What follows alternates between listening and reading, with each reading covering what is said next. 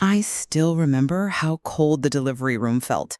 The walls were white, sterile, and humming with machines. But inside me, everything was breaking. I had just brought life into this world. Our son. His son. I had just endured 26 hours of labor. Tears, blood, sweat, and prayers, believing that on the other side of the pain, I'd find joy. But what I found instead was a message that shattered everything I had built over 18 years. My phone had died. I had left it charging in the corner. So I asked him, my husband, the man who swore to love me in sickness and health, if I could borrow his to text our daughter. He hesitated just a second, but I saw it. His fingers gripped the phone too tightly. His eyes flicked toward the screen. Then he handed it over, face up. I didn't even unlock it because the message was right there. Have you told her you're leaving yet? No emojis, no punctuation, just those words. Cold, calculated, cruel. I read it twice, maybe 3 times. My hands were trembling, but not from childbirth, from betrayal. I looked at him. He didn't say a word, just stared at me, pale and sweating, like I was the one who had done something wrong. That's when I realized he didn't just want freedom. He wanted to walk away with something he never earned. He wanted the house. He wanted our children. He wanted the story of him being the victim. And he thought I'd be too weak, too tired, too focused on feeding a newborn to fight back. But he made a mistake.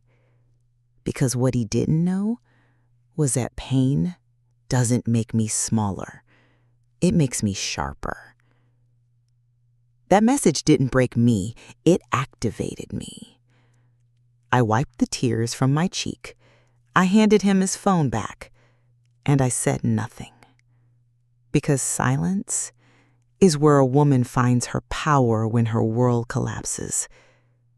You don't just wake up one day and realize the man you love has been rehearsing your exit behind your back. No, it happens in slow, sickening layers. At first, it was his voice. He stopped calling me love, stopped saying good morning. He started talking to me like I was the woman who overcooked his eggs, not the woman who carried his babies, buried his mother, and gave up her dreams to build his. He used to kiss my forehead every time he left for work. Now he just walked past me like I was furniture. And when I'd ask, "Is something wrong?" he'd sigh, loud, like I was burdening him. I tried harder. I cooked his favorite meals. I wore his favorite nightgown, even though it barely fit with the pregnancy. I rubbed his back the way he liked, even when my hands were swollen and sore. And still, he pulled further away. He started spending more time at work, came home smelling of women's perfume I didn't wear. His phone was always in his hand, always facing down, always locked. I told myself he was stressed, that maybe I was imagining things, that maybe if I just gave him space, he'd come back. But one night, I couldn't sleep. I was 8 months pregnant and aching everywhere. I went to get water, and I found him sitting in the living room, in the dark, on his phone, whispering. I froze in the hallway. I'll never forget what I heard. He said, "No, not yet. She's still pregnant. I can't just leave now." Pause.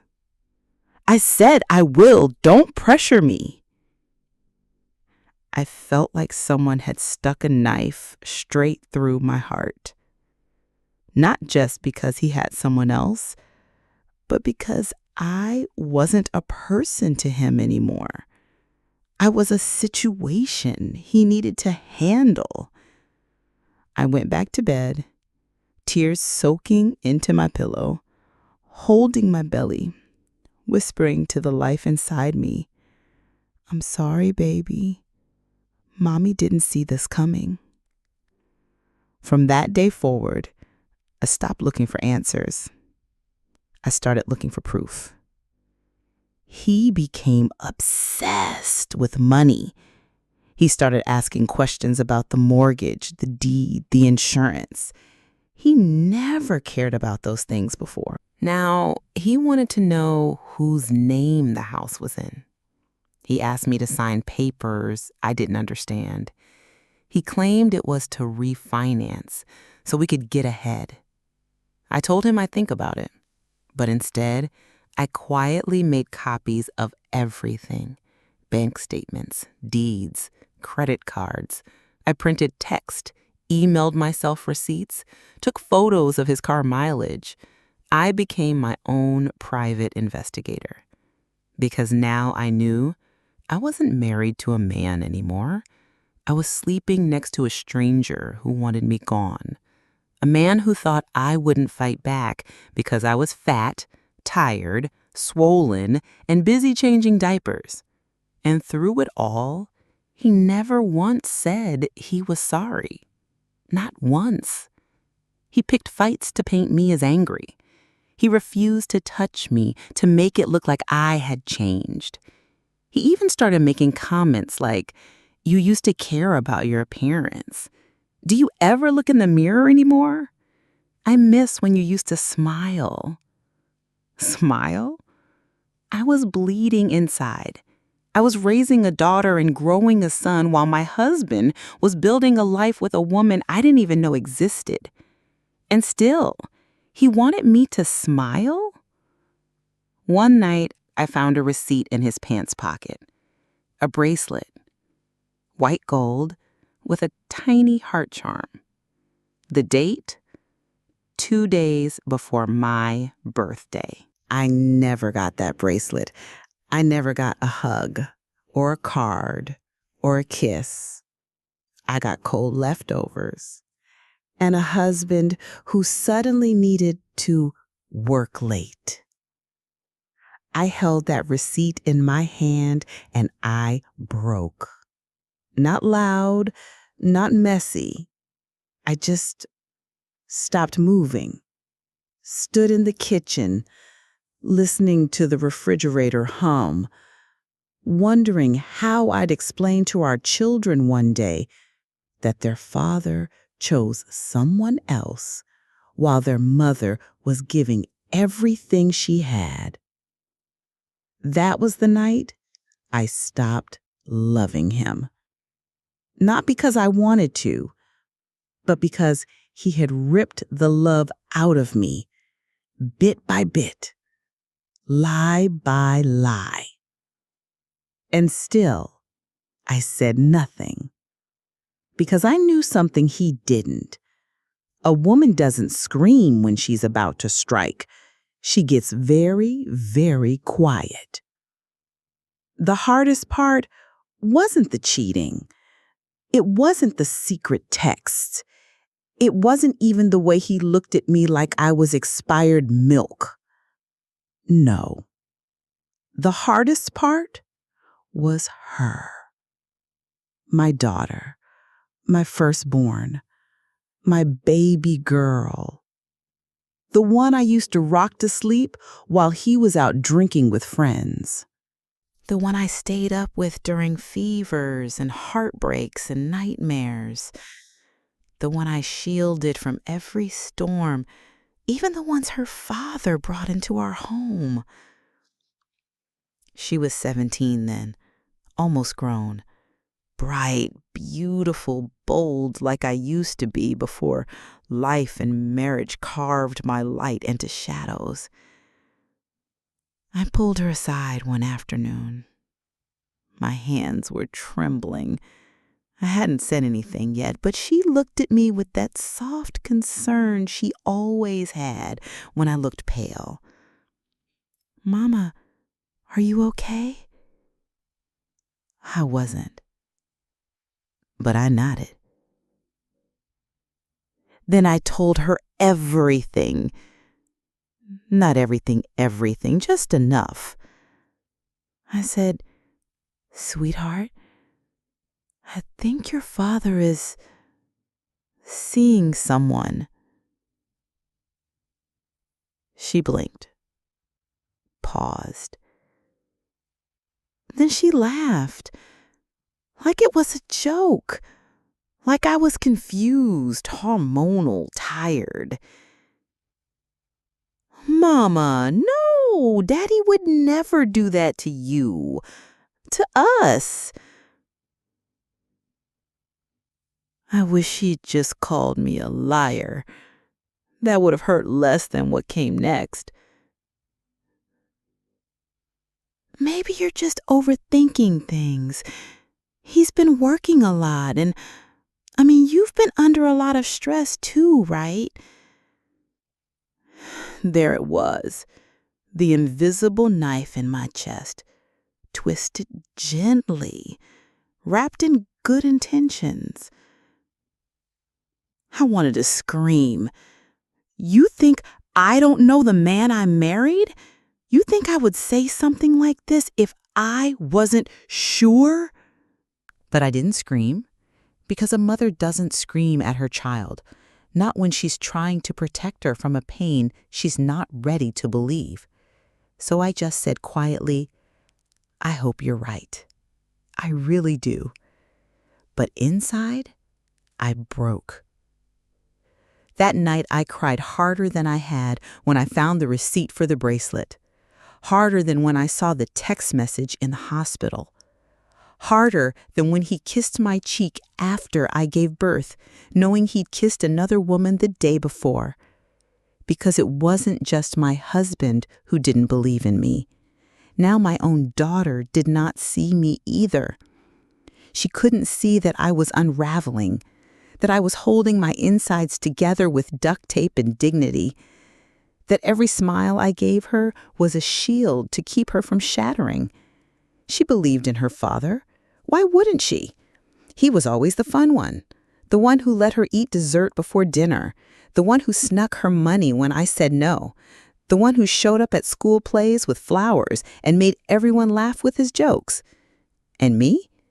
I was the tired one, the serious one, the don't forget your jacket one, the one who made sure the bills were paid and the fridge was full and the clothes were folded and the birthdays were planned. I was the backbone. And no one thanks the backbone until it breaks. For weeks after that talk, she didn't bring it up again. She smiled like everything was fine. She texted him sweet messages and laughed at his jokes and hugged him tight when he came home late. And every time I saw it, it killed something inside me. Not because I was jealous, but because I knew what was coming. I knew that one day her heart would crack too. That one day she would wake up and realize the man she put on a pedestal was just another man with dirty feet and a rotten soul. But I didn't want her to find out that way. I didn't want her to lose both her father and the fairy tale at the same time. So I did what mothers do. I stayed silent. I cried when she couldn't hear. I planned my next move behind a smile, because I knew something that he and she had both forgotten. A mother's silence isn't surrender. It's strategy. It's protection. It's power. And when it was time, they'd both understand. There are some betrayals that cut through the skin, and then there are the ones that carve through the bone, so deep they echo inside your blood. This house, it wasn't just property. It was my mother's lullaby, my father's last words. It was Sunday stew in a steaming kitchen, and my daughter's first steps right there in the hallway with the cracked tile. My father gave it to me the year he died. Said, "No matter what life brings, this is yours, your roof, your refuge." I held those keys the way you'd hold a newborn. I walked from room to room after the funeral, whispering thank you into the walls, promising I never let it go. And I meant it. But love, Love makes fools of women who give too much. I was newly married, still glowing from the hope of it all, when I did it. I added his name to the deed. He didn't ask me to. That would have made it easier to say no. No, he hinted. Repeatedly. Quietly. Strategically. Doesn't feel right living here if it's not really ours. My name's not even on the documents, you know. Men are supposed to provide, but I'm just borrowing your daddy's legacy. So I made it ours. I remember the day I signed it. He brought me flowers, made me coffee, called me his queen. I smiled like a fool as I signed away half of my life's security, thinking I was building trust. But now? Now I was looking at that same man across a dinner table, and all I saw was a stranger calculating how to take it from me. A man who hadn't touched the mortgage in 5 years, who hadn't painted a wall or fixed a pipe, who couldn't name which side of the house the lemon tree grew on. But he wanted half. And legally, he could get it. Because love doesn't stand up in court, but signatures do. I found the refinance letter in the mailbox. His name on top, mine below it. And the words, action required. My hands went numb. He hadn't told me. He hadn't even mentioned it. He was preparing to gut me quietly, one form at a time. I booked a lawyer in silence, used money from a hidden account my mother helped me set up when I got married. She called it the Storm Fund. God, I wish she were alive to see how right she was. The lawyer was calm. He read everything, asked the right questions. Then he looked at me, not with pity, but with that sharp, neutral sympathy attorneys wear when they're about to ruin your day. He said, the moment you added his name, it became marital property. He's entitled to half. My ears rang. I couldn't breathe. I wanted to scream, to throw something, to burn it all down. But I didn't. I sat there, frozen. A daughter, a mother, a wife. And now, a target. I walked out of that office like a ghost. The streets were blurry. The air felt wrong. Even the wind felt cruel. I sat in my car and wept. Not the kind of crying people hear, the kind where your body folds in on itself like it's trying to protect what little is left. I could hear my father's voice in my head. Don't ever give away your ground, baby. Not for anyone. And I had. I gave it away with a kiss and a smile to a man who now walked through that house like a thief casing his next job. That night, I fed my children. I bathed my son. I folded laundry with shaking hands. He came in late, laughing at something on his phone. He looked at me like I was wallpaper, like I had been part of the house so long I didn't even register. And something inside me snapped. Not loud, not violent, sharp, precise. I saw it for what it was. He didn't want freedom. He wanted the story. He wanted to walk out of this marriage, slide some keys into her hand, and pretend he was a builder, a provider, a man who earned his castle. But I had something he forgot. Memory. I knew what that house looked like before we had furniture. I remembered where the door creaked before it was fixed. I planted those damn flowers in the front yard, barefoot and 8 months pregnant while he was out watching football. This wasn't his house.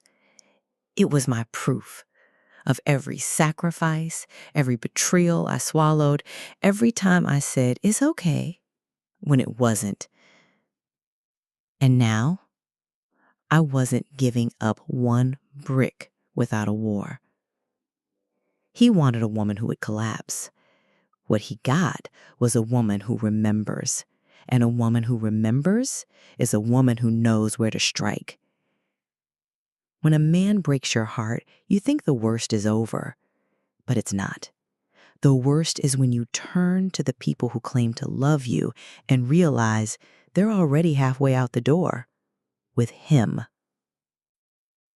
After I found out the truth about the house, after the lawyer confirmed he had a legal right to take half of what my father left me, I knew I had to act fast.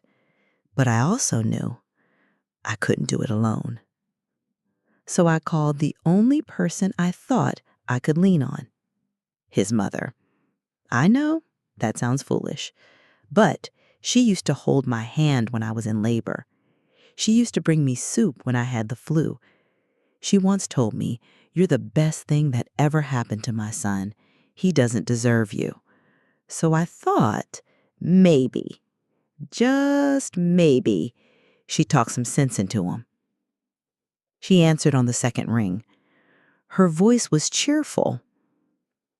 Too cheerful, like she already knew what this was about and had chosen her side. I took a deep breath and said, "I think your son is trying to take the house." There was a long pause. Then she said, "Well, it is his home too, isn't it?" I felt the air leave my body. No shock, no sympathy, just casual betrayal, like we were talking about some neighbor drama, not the fact that her son was quietly trying to erase me while I still had stitches from birthing his child. I didn't cry. Not yet. I thanked her, hung up, and stared at the floor for 10 minutes. Then I called my sister. We were close once, braiding each other's hair on Sundays, whispering secrets during family gatherings. When I told her what was happening, her voice got tight. "You sure you're not overreacting?" I told her I had proof, text messages, bank slips, legal documents. And she said the sentence that cracked something deep in me. "Well, maybe he just fell out of love. You can't force someone to stay." Fell out of love? Like this was some teenage romance. Like I hadn't poured 20 years of my life into this man. Like I hadn't given birth to 2 children, cooked 3 meals a day, smiled through his absences, survived his silences. I asked her, voice trembling, "Do you think he deserves half of Daddy's house?" She went quiet, then said, "That's between y'all. I don't want to get involved." And just like that, the earth beneath me gave way. No allies, no outrage, just quiet indifference. I reached out to 2 more people after that, one cousin, one aunt. Both said the same thing in different words. "You know how men are. You're strong. You'll get through it. Just don't make it ugly." Don't make it ugly. It was already ugly. I was already bleeding inside. I went back to my room that night and locked the door. I curled up on the floor like a child, held a pillow to my chest, and I let the grief swallow me. Not because he betrayed me, but because no one came. Not one person said, "This is wrong." Not one person said, "We've got your back." They didn't see a woman on fire. They saw a woman being inconvenient. And in that silence, I learned the most painful lesson of all. Some people don't love you. They love what you do for them. And when you stop serving their version of the story, they let you drown quietly. I was alone. Completely. Utterly. Alone. But strangely, that's when the fire started to burn brighter. Because now, I wasn't trying to be believed. I wasn't trying to be rescued. I was done asking. I started writing down names, dates, legal deadlines. I found a second lawyer, a woman this time, sharp as glass, Cold as steel. I showed her the documents. She didn't blink. She didn't pity me. She looked me in the eye and said, "He's playing dirty. Now we will too." And just like that, I felt it. The shift. My pain wasn't just pain anymore. It was fuel. They left me alone. But they forgot what happens when a woman has no one left to protect but herself. He thought silence meant surrender. That's the mistake so many men make when they've spent years walking over a woman's patience and calling it a path. But my silence wasn't weakness. It was war. You see, I had cried enough. I had begged no one. I had been doubted by the child I raised and abandoned by the family I cooked for, prayed for, paid for. And now? Now I was watching him from the other side of the table like a queen watches a man who doesn't know he's already lost. He moved through the house like it belonged to him, adjusted light fixtures, measured walls, whispered into his phone with the bathroom door locked. He thought he was building a future. I knew he was building a fantasy. Because while he was whispering with her, I was signing papers with her lawyer, a woman who had seen this all before and knew exactly how to dismantle it. We began with the accounts. Every joint credit card, closed. Every subscription he thought I'd forget about, canceled. His name on the savings account quietly removed after my salary redirected. He didn't notice for weeks because he had stopped checking on me long ago. I opened a small safety deposit box. In it, I stored copies of everything. The mistress's texts, the bank statements, the refinance letter, and a photo of me holding our newborn son alone in the hospital bed. A reminder of why I couldn't afford to be soft anymore. Next came the lawyer's advice. You can't win this emotionally. He's counting on that. You have to outthink him. So we built a timeline, tracked every lie, mapped every asset. She showed me how to prove financial neglect, how to expose the affair without dragging the children into court, how to calculate every unpaid debt he left in my name and flip it on him. Meanwhile, he waited. He stopped talking to me entirely. No more small talk, no more fights, just cold distance, like he was waiting for me to make the first legal move. He thought I was scared. What he didn't realize is I wasn't trying to win him back. I was clearing the board. My daughter tried to play peacemaker one evening. She sat at the edge of my bed, wringing her hands.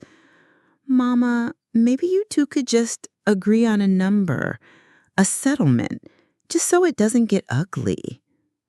I looked at her, my baby girl, still trying to fix what she didn't break. I didn't raise her to be a doormat. I took her hand gently. "Sweetheart, he's not after money. He's after the story. He wants to rewrite this as if he was pushed out, as if he had no choice, as if I became bitter and unreasonable." Her eyes filled with tears. "I'm sorry, Mama.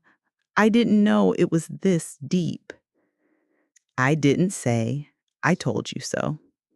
I just said, "Now you do." The next day, I quietly removed his name from the emergency contact forms at my son's daycare. I updated my will, changed my healthcare proxy, moved everything I could into a private trust. And every time he asked, "Have you seen my charger? Why was this bill declined? Why isn't the internet working?" I smiled. Small smile. Closed mouth, no heat, because the most dangerous woman is the one who stops arguing. He still hadn't filed for divorce, not because he didn't want to, but because I was no longer reacting. And that unsettled him more than rage ever could. He'd walk into the living room, stare at me like he was expecting a breakdown, and I'd just sip my tea. He was unraveling, slowly, publicly. He didn't know who to confide in because most people didn't even know what was happening. I made sure of that. He wanted drama. He wanted noise. He wanted an excuse. I gave him none. Because when a man is guilty, silence becomes a mirror. And every time he looked at me, he saw his own reflection. And it terrified him. There's a moment in every war where the losing side still thinks they're winning. That was him. He was still walking through the house like it was his throne, still texting her behind a locked bathroom door, still humming in the kitchen while I made breakfast with eyes that no longer saw him. But he didn't know the game was already over. I had made my move, and he hadn't even noticed the board shifting beneath him. It started with the locks. He came home one evening and found his key didn't work. He called me from the porch, voice clipped and sharp. "Did you change the locks?" I opened the door slowly, looked him dead in the eye, and said, "Yes, and don't worry, your toothbrush is still inside." He pushed past me, flustered, furious, but too proud to shout. He still thought he had time, that this was a tantrum, that I'd cool off. But I had already transferred the utilities, already rerouted the mail, already started the eviction process. Yes, eviction. Because now that the legal papers were drawn and my lawyer had filed the formal separation, he was no longer a protected resident. He'd signed that right away, the day he walked out for 3 days and never came back, thinking I'd beg. I had gathered every quiet exit he made and stacked them like dominoes. Now I was tipping them over. And the mistress? I met her. Not by chance, by design. I waited until I had enough to be sure. Her name, her address, the hotel room he paid for using our child's birthday savings account. I showed up at her job, politely, in heels. She was younger, not by much, a pretty face with tired eyes and no ring. She didn't recognize me at first. I introduced myself with a calm voice. "I'm the wife. You're the message that lit up his screen while I was bleeding on a hospital bed." Her face drained. She opened her mouth, maybe to apologize, maybe to lie. I didn't give her the chance. I leaned in and said, without blinking, "Are you ready to wash his mother's underwear, to budget while he drinks, to be the reason he's always broke but always texting someone else?" She said nothing. I smiled. "I hope you are, because once I'm done, he won't have a house to offer you, just a history you'll inherit." And then I left. No scene, no yelling, no drama, just truth delivered like a dagger through silk. When I got home, I packed his things, not angrily, but methodically. labeled each box, took pictures of every item, set them neatly by the garage. I didn't send him a message. I sent a legal notice. He came storming into the driveway the next day. "You think you're clever? You think you can just erase me?" I stepped outside, calm, hair tied back, no makeup, no fear. "Erase you? No, sweetheart. I'm preserving myself." He laughed. "You'll look crazy in court." I handed him a folder. Inside, copies of every transaction, every message, every bill in his name, and a sworn affidavit from my doctor detailing the stress-induced complications during my pregnancy tied to marital abandonment. I'm not going to court to look crazy. I'm going to court to look credible. And you're going to look like a man who couldn't even show up for the birth of his son without texting another woman. His jaw tightened. He had nothing left to say, because when a woman walks through fire and comes out with proof, there is no defense that can stand against her silence. He left that day with his boxes. No hug, no guilt, no let's talk. Just the haunting realization that the woman he underestimated was 10 steps ahead and had been the entire time. And the house? It stayed with me, because the moment he walked out without a fight, my lawyer filed for sole occupancy protection under emotional distress and child endangerment due to financial destabilization. In simple terms, he gave me the house the second he stopped pretending to be a father. It was mine, fully, finally. Not because a judge gave it to me, but because I took it back intelligently. He came back one last time, not for the boxes, not for the kids, not for closure. He came back because men like him don't believe it's over until they say it's over. I'm going to court to look credible, and you're going to look like a man who couldn't even show up for the birth of his son without texting another woman. His jaw tightened. He had nothing left to say, because when a woman walks through fire and comes out with proof, there is no defense that can stand against her silence. He left that day with his boxes. No hug, no guilt, no let's talk. Just the haunting realization that the woman he underestimated was 10 steps ahead and had been the entire time. And the house? It stayed with me, because the moment he walked out without a fight, my lawyer filed for sole occupancy protection under emotional distress and child endangerment due to financial destabilization. In simple terms, he gave me the house the second he stopped pretending to be a father. It was mine, fully, finally.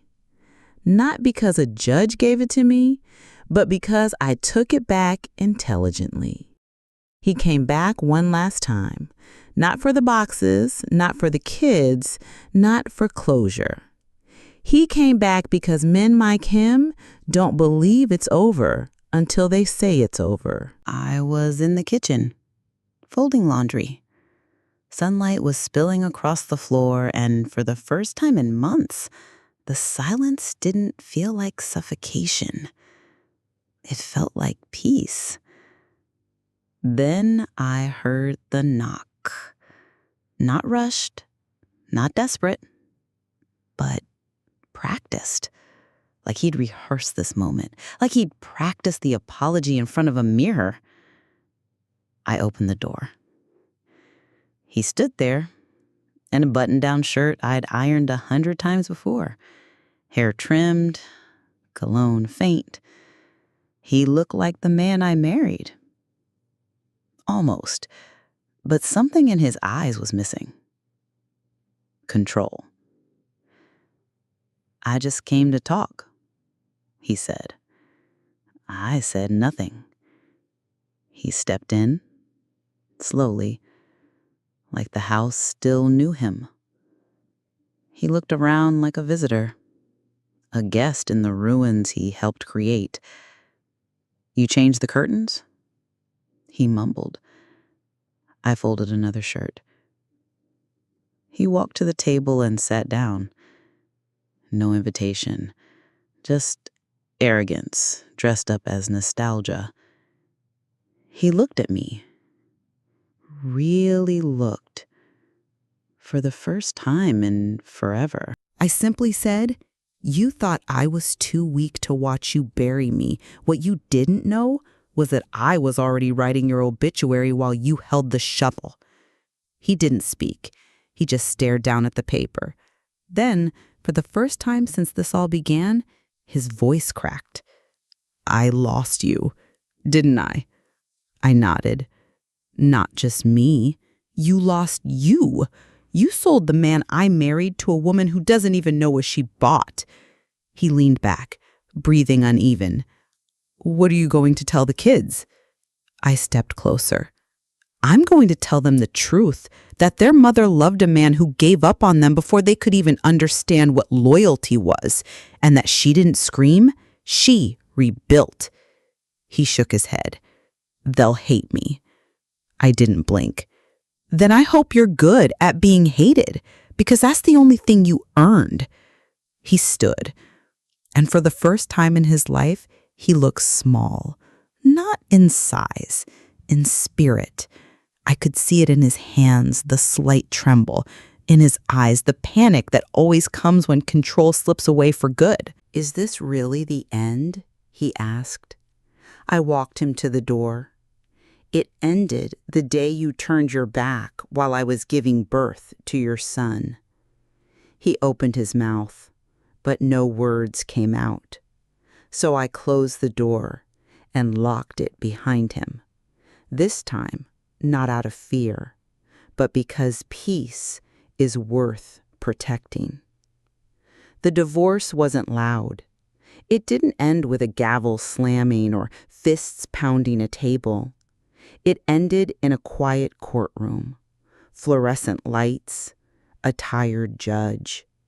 Papers passed across a table like death certificates. He didn't even make eye contact. Sat 2 chairs away from me like I was a stranger at the DMV. I signed my name in black ink, not because I was letting go of a marriage, but because I was reclaiming a life. When it was over, the judge asked if either party had anything to say. I said no. He said nothing. Cowered to the end. We left the courthouse in silence. 2 people who once stood under a stained glass altar promising forever, now avoiding eye contact on opposite ends of a sidewalk. But I didn't cry. I didn't even blink. Because that wasn't the moment I lost my husband. That moment happened months ago, in a hospital bed, with my newborn in my arms and another woman's message lighting up his phone. This was just paperwork. And the house? It stayed with me. By the time the lawyers were done, he didn't even want it anymore. He wanted to run, start over, pretend I never existed. I let him. Because I had no interest in keeping a man whose loyalty was cheaper than the perfume she wore. I stayed. I repainted the living room. I changed the locks again. I dug up the roses he planted and replaced them with lavender. Something that smelled like peace, not performance. And I got a job.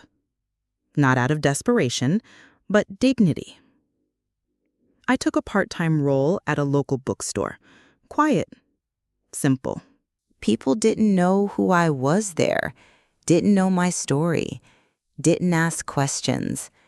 They just saw a calm woman who smiled kindly and shelved fiction, even though she'd just lived through something worse than most fiction dared to write. I stopped looking at couples on the street, stopped comparing myself to the women in magazines, stopped apologizing when I took up space. I started breathing again, not because the pain vanished, but because I had learned how to hold it without letting it devour me. Some mornings I still cried, usually in the shower, where no one could hear. But it wasn't mourning anymore. It was release, a funeral for all the parts of me that stayed too long, that begged, that hoped, that forgave what should have been left. I kept the wedding album, not to look back with regret, but to remind myself that woman was good, too good, and she didn't deserve what happened to her, but she survived it, and that matters more than anything else. She sat across from me at the kitchen table, the same table where we used to braid her hair, where I'd feed her spoonfuls of stew while teaching her multiplication, where I once sat holding a divorce paper with hands that wouldn't stop shaking. She was older now, eyes sharper, no longer the girl who told me I was overthinking it. And I wasn't the woman who stayed quiet to protect everyone but herself. We had both changed. She looked nervous, like she didn't know how to start. "Mama, I want to say I'm sorry." I looked up. My hands didn't tremble. My voice didn't crack. "For what?" I asked gently. "For not believing you, for thinking you were just being traumatic." I let her sit in that silence, because there are some lessons a woman has to walk through to understand. "You believed in your father. That's not a crime." She wiped her eyes. "I just didn't think he could ever hurt you like that. Or us." I reached for her hand. "You weren't wrong to love him. You were wrong to think I made it up. And that hurt more than anything he did." Her tears came harder then. I didn't stop them. I let them fall. Because sometimes the only way out of guilt is through it. She whispered, "I didn't know how deep it had gotten. I just thought maybe it was a phase. Maybe he'd come back to himself." I nodded slowly. I used to think the same thing until I realized he didn't leave because I got older. He left because I stopped bending. She looked at me like she was seeing me for the first time, not just as a mother, but as a woman. "What would you have done differently?" she asked. I thought about that, about the years I gave, the apologies I handed out like candy, the way I watered a man who didn't even know how to grow. Then I said, calmly, I would have paid attention the first time he made me feel small. I would have stopped mistaking silence for peace. And I would have protected myself the way I protected him. She was crying now, but she wasn't a child. She was a young woman staring into the future and realizing it could break her too if she wasn't careful. I squeezed her hand. "Listen to me, baby. If this ever happens to you, if someone ever makes you beg for what you already earned, don't fold, don't beg, don't perform." She nodded slowly. I leaned in, voice low. "You think first, then you strike once, and never look back." She stared at me, breath caught in her throat, and I knew she understood. We didn't talk about him after that. Not much. He still called sometimes, tried to show up on holidays with empty hands and too many regrets. But I never let him in, because forgiveness isn't a key, it's a gate, and not everyone gets to walk through it. I still see the woman I used to be when I look in the mirror. She's older now, wiser, not broken, rebuilt. I don't wear revenge like perfume. I wear freedom like skin.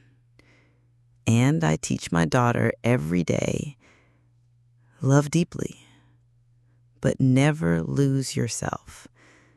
Because the most dangerous thing a woman can forget is her worth. If this story hit you in the chest the way it did me, share it. Comment below. What would you have done? And don't forget to subscribe for more stories of women who were betrayed but didn't break. Because this isn't just my story, it's our story. And we're not quiet anymore.